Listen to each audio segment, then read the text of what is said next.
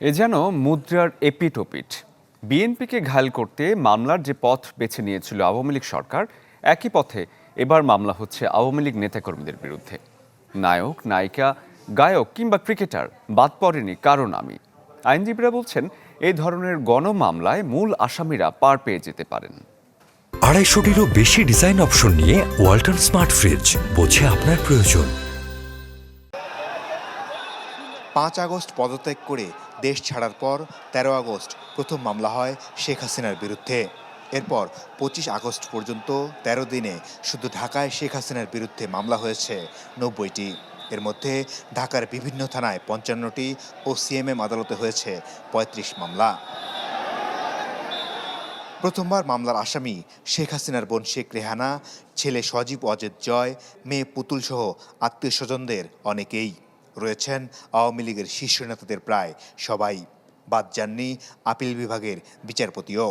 তবে সাকিব আল হাসান, নায়ক ফেরদৌস, ব্যারিস্টার সুমন হত্যা মামলার আসামি হয় অনেকেই অবাক হয়েছেন। শুধু তাই নয়, হত্যা মামলার আসামি নায়ক জায়েদ খান, শাহরিয়ার নাজিম জয়, বাফুফে সভাপতি সালাউদ্দিনও। যে কায়দায় শেখ হাসিনার পতনের আগে মামলা হয়েছিল বিএনপি নেতাদের বিরুদ্ধে, একই ঢঙে 5 আগস্টের পর মামলা হচ্ছে আওয়ামী লীগের বিরুদ্ধেও। এভাবে মামলা হলে মূল আসামিরা পার পেয়ে যেতে পারেন বলে শঙ্কা আইনজীবীদের। এলোমেলোভাবে মামলা করলে যে প্রকৃত অপরাধ আছে এটিই বরঞ্চ ঢাকা পড়ে যাবে। এটি না করে যারা এই মামলার এই ঘটনার ভুক্তভোগী, যারা মামলা করতে চান, যাদের পরিবার মামলা করতে চায়, তাদেরকে সুনির্দিষ্ট ব্যক্তির বিরুদ্ধে সুনির্দিষ্ট অভিযোগ দিয়ে মামলা দায়ের করা উচিত। সুপ্রিম কোর্টের অন্য আইনজীবীরা বলছেন, এই ধরনের গণমামলাকে তারা সমর্থন করেন না। এভাবে চলতে থাকলে ছাত্র আন্দোলনের উদ্দেশ্য নষ্ট হবে।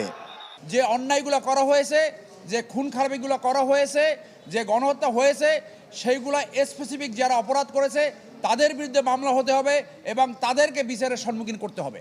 তো বিগত সরকারের সময় যদি ব্যাংক চুরি করে থাকে আর আপনারাও যদি সেটাকে ব্যাংক চুরির দিকে যান, জনসমর্থন কিন্তু থাকবে না। এবং যে সততা, যে নিষ্ঠার কথা বলেছেন আপনারা, সেটা বাস্তবায়িত করতে হবে।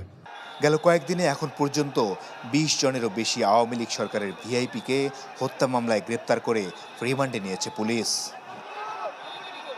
মাসুদুর রহমান, চ্যানেল 24, ঢাকা।